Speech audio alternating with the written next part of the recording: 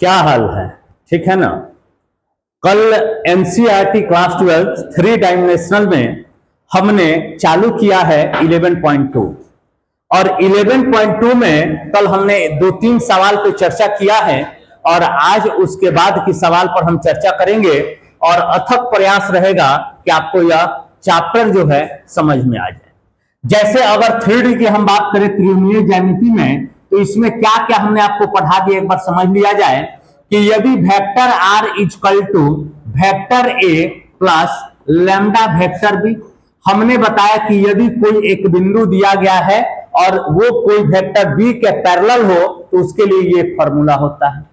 हमने बताया कि यदि कोई रेखा दो बिंदु से गुजरता है तो उसके लिए भी फॉर्मूला हमने बताया कि vector are equal to vector A plus lambda vector b minus a. जब कोई रेखा दो बिंदु से गुजरता है तो इस फॉर्मूले का प्रयोग करते हैं।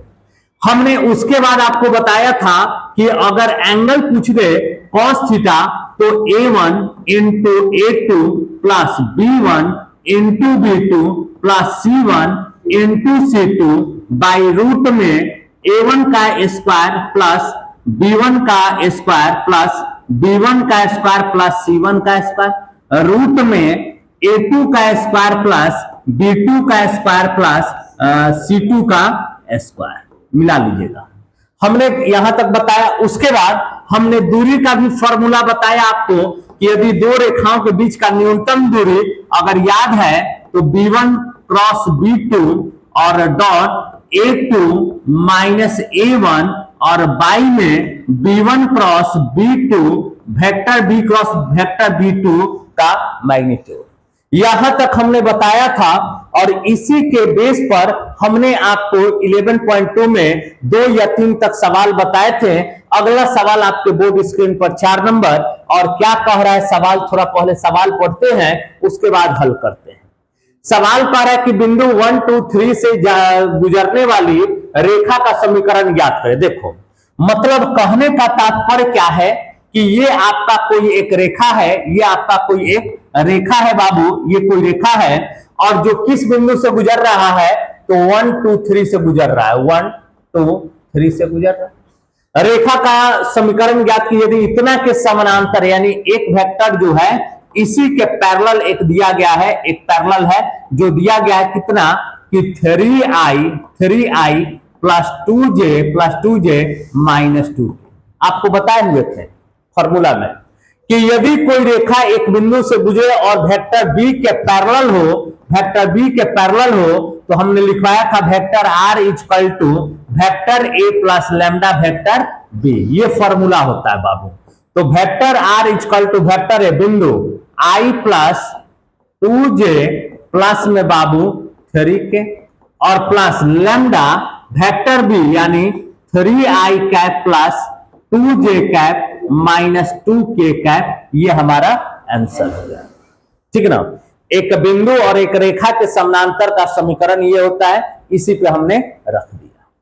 अगला सवाल लेते हैं। जो सवाल क्या कर रहे हैं पहले सवाल पढ़ते हैं। कर रहा बिंदु जिसकी स्थिति सदिश इतना से गुजरने व सदिश इतना के दिशा में जाने वाली रेखा का सदिश तथा क्रांतीय समीकरण ज्ञात कीजिए। देखो सवाल घुमा के रखा है, यहाँ पे बिंदु ना देकर स्थिति सदिश दे दिया गया है। अब बच्चा कंफ्यूज हो जाएगा कि सर स्थिति सदिश क्या है, तो यही तो वेक्टर ए होता है। Vector A 2i minus j और प्लस में 4k। ठीक है। गुजरने वाली और सदिश इतना के दिशा में जाने वाली पैरेलल कह रहा है, यानी ये हो गया vector B i plus 2j minus k। रेखा का सदिश समीकरण बताइए, वेक्टर इक्वेशन। तो वेक्टर इक्वेशन लिखाए हुए थे vector are equal to vector A plus lambda vector B. यही होता है ना जी, यानी vector are equal to vector A 2i cap minus j cap plus 4k cap और प्लस में लैम्डा वेक्टर बी यानी i प्लस 2j और माइनस k हो जाएगा। तो यही एक आपका आंसर हो जाएगा। ठीक है। उसके बाद कर रहा है क्रांतीय समीकरण भी पूछ रहा है। ठीक ना।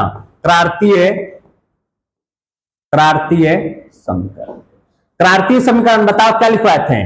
x माइनस x1 बाई ए याद आ रहा है, y minus y1 by B equal to z minus z1 by C.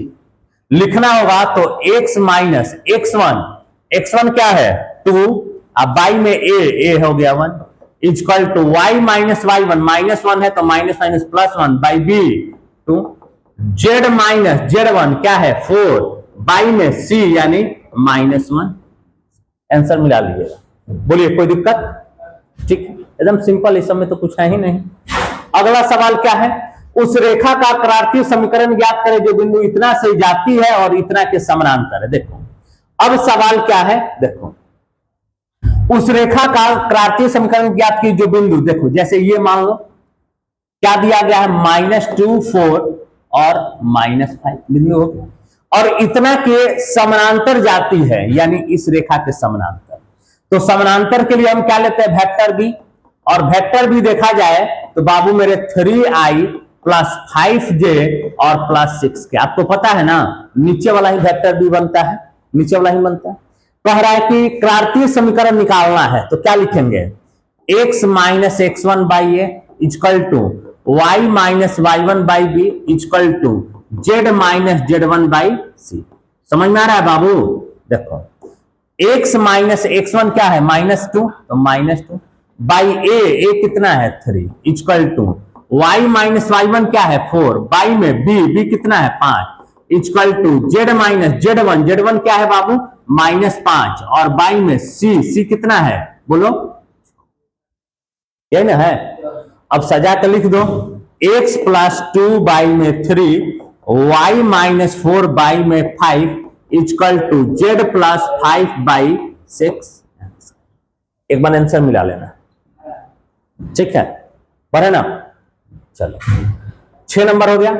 7 number क्या कह रहा है बाबू? 7 नंबर सुनिएगा कि एक रेखा का क्रांतीय समीकरण इतना है, इसकी सदिश समीकरण ज्ञात है। कोई दिक्कत नहीं। क्रांतीय समीकरण क्या है x minus 5 by 3 equal to y plus 4 by 7 और equal to z minus 6 by, यही होता है। क्रांतीय समीकरण का फॉर्मूला कल लिखवाए थे, जानते हो क्या? x minus x1 by A equal to y minus y1 by B equal to z minus z1 by, यही ना होता है जी।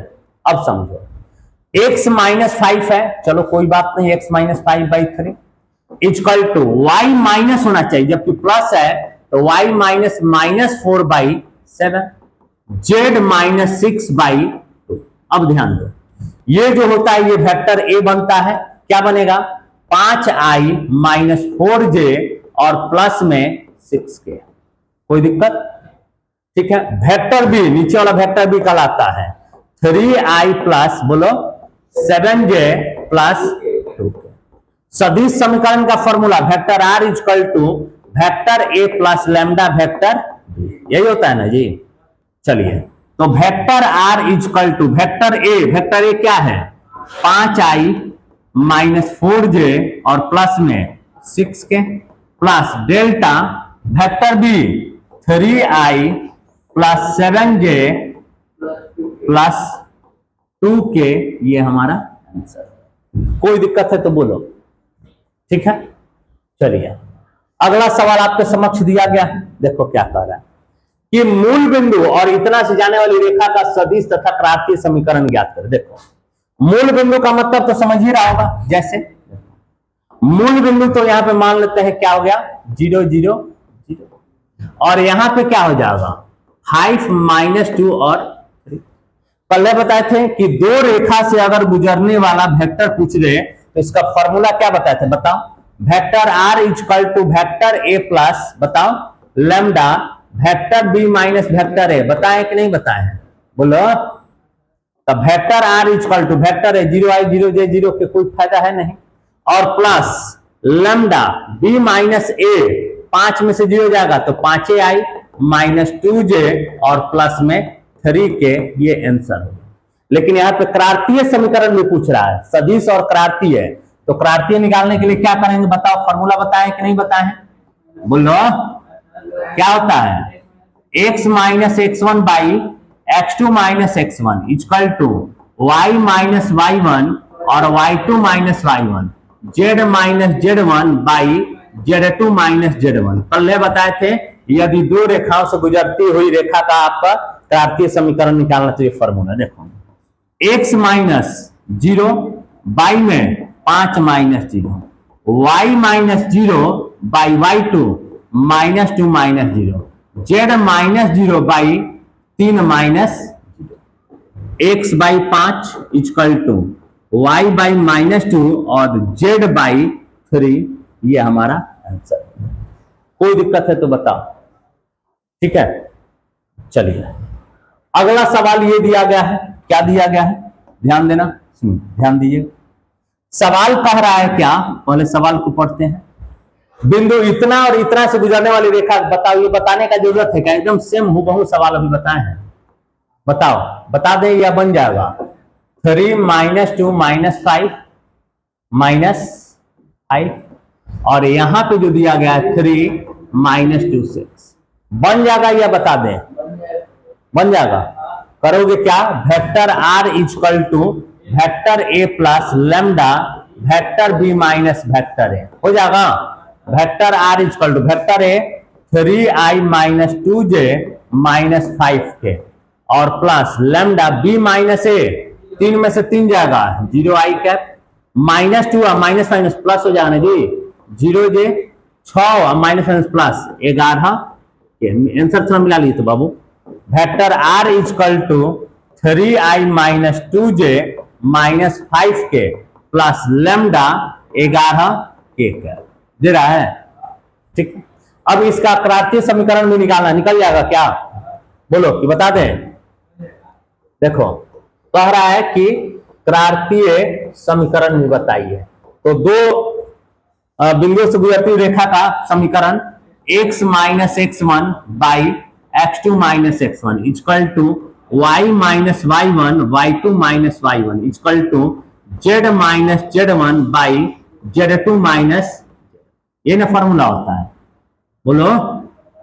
चलो x minus x1 3, x2 minus x1 3 minus 3 equal to y minus y1 minus minus plus 2 by minus 2 और minus minus plus 2, z minus z1 minus minus plus 5 और by में 6 और minus minus plus 5, क्या बनेगा बाबू, x minus 3 by 0 y plus 2 by 0 equal to z plus 5 by 11, answer मिला लीजिए, ठीक है। चलिए सवाल नंबर 10 क्या कह रहा है, सुनिएगा। सवाल कह रहा है कि कोण ज्ञात करना है ए और इतना, देखो कोण ज्ञात करने का मतलब आपको cos थीटा का फॉर्मूला लिखवाया हुआ है ना, और ये आपका देखो पहले बात समझो, vector are equal to vector A plus lambda vector B, ये पॉइंट दर्शाता है, जबकि वास्तव में ये वेक्टर बी है, वेक्टर वास्तव में कौन है, बी है। तो यहां पे अगर हम पूछे आपसे कि एंगल निकालने के लिए अगर B1 की हम बात करें तो B1 आपका ये है, क्या है, 3i plus 2j plus 6k, और B2 की अगर हम बात करें बाबू तो i प्लस 2j प्लस में।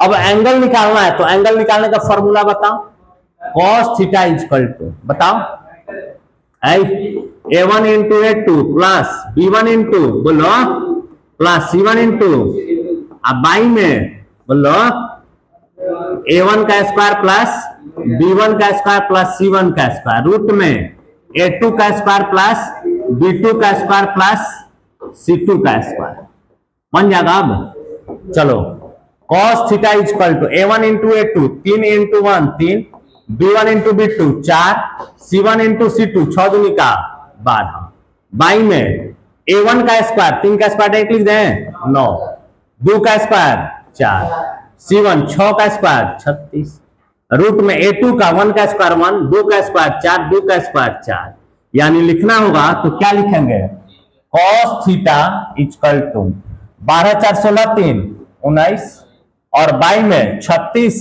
4 40 49, रूट में 49, रूट में 9, ठीक, यानी theta equal to cos inverse 19/7 into 3, यानी theta equal to cos inverse 19/21, answer.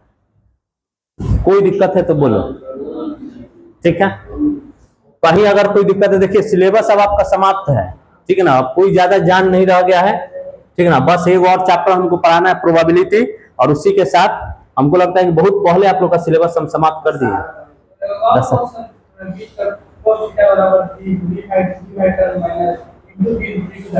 हाँ, तो वो भी लग सकता है, लेकिन जब हमारे पास आई जे के कैप दिया गया है तो हम उधर क्यों जाए, ठीक है ना, छोटा है लेकिन ई ज्यादा तुरंत याद रहता है, A1 into A2, B1 into B2, C1 into C2, ठीक है ना, ज्यादा टेंशन लेने की आवश्यकता नहीं है। चलिए यहाँ पे कौन याद करना है, देखो जब भी अगर कौन निकालना रहता है तो हम वेक्टर का पहले खोजेंगे, नीचे वाला वेक्टर का लाते, ये बात तुम्हें पता है, तो B1 क्या हो जाएगा 2i plus 5j minus 3k, और B2 की बात करें तो बाबू माइनस आई कैप प्लस 8j और प्लस में 4k। बताने की जरूरत है क्या हमें, सेम यही फॉर्मूला लगेगा जो अभी बताए हैं, यही फॉर्मूला पे बन जाएगा कि नहीं बन जाएगा, बन जाएगा ना। चलो अगला सवाल अब समाप्त होता है, ठीक ना, देखिए एक दो सवाल किताब का बता दें, क्या नंबर सवाल तक बता दिए, 11। देखिए 12 नंबर सवाल क्या है, चलिए बैठिए, कौन है जी, आज ये कौन है, टाइम हो गया क्या, अच्छा पेपर है, चलिए सुनिए 12 नंबर सवाल देखते हैं बाबू, सुनो 12 नंबर सवाल क्या कह रहा है, P का मान ज्ञात करें, ताकि रेखा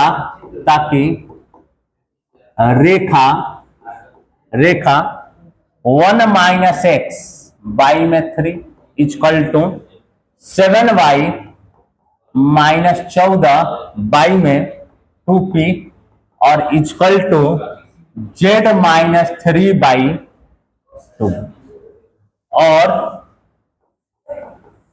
और 7 माइनस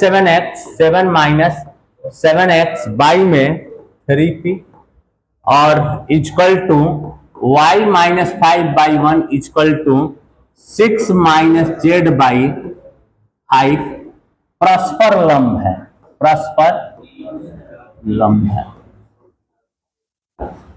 चलो भाई सुनो, परस्पर लंब है, ठीक ना, इसको हमें सॉल्व करना है, हो जाएगा क्या, बोलिए, देखो परस्पर लंब का मतलब तो समझिए क्या होगा, वेक्टर a इन dot vector b equal to 0, लेकिन वेक्टर निकालेंगे कैसे, सवाल थोड़ा सा घुमाव दे दिया है, देखो कैसे, 1 minus X by 3 equal to 7y minus 14 by में 2p और equal to z minus 3 by 2।